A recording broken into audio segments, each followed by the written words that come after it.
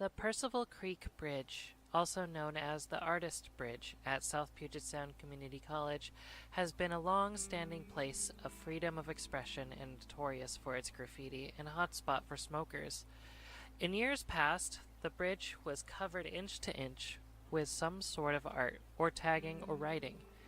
In time, the bridge became unsafe and was then closed for several years until 2017, when it was restored and reopened. Naturally, all of the art had to leave with it due to the replacing of timbers. Since then, like before, people have started adding their artwork and graffiti to it again. But this time, the graffiti is being actively removed, to some almost losing its original appeal and what they feel its purpose as an outlet of expression on campus. Originally, the bridge was created by students before the program and was shut down as well. So, being a student project, there are those saying that it should remain student influenced. Two of which being Molly Wiesenberg and Aaron Beck, both South Puget Sound students.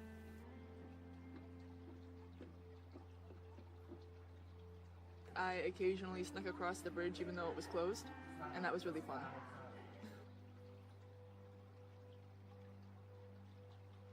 So I'm a pretty big introvert myself. I like kind of being around people, but I'm not really the best at communication, so there's a bit of a social group that is around here, and I kind of exist a little bit a step away from that. I just like to be around here because it has a nice energy to it. There's nature, there's the sounds of the water. There's clearly something here. Like, I mean, the art history kind of speaks to me, I suppose, as a bit of an artist myself.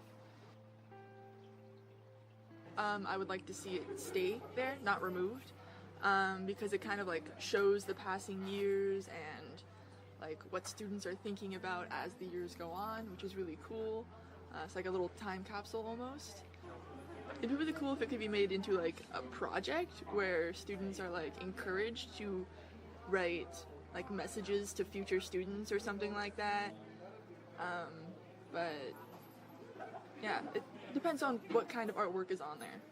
If someone just writes like "I heart dicks," then it's that can be removed.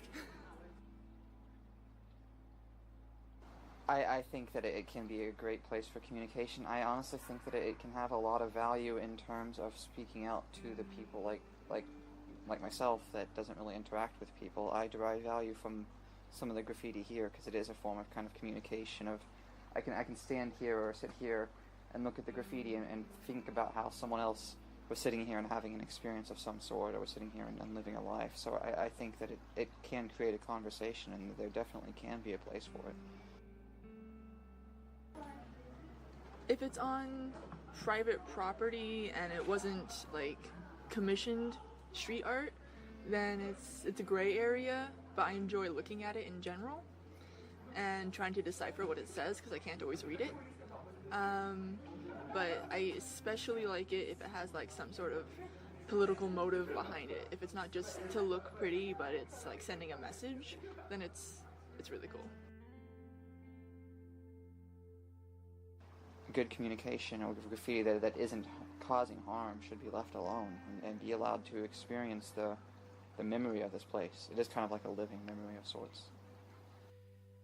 And just like Banksy, a notorious British artist who has created massive works of art and graffiti all around the world, most recently Manhattan, these students as well need that form of expression, especially during times of hot political issues.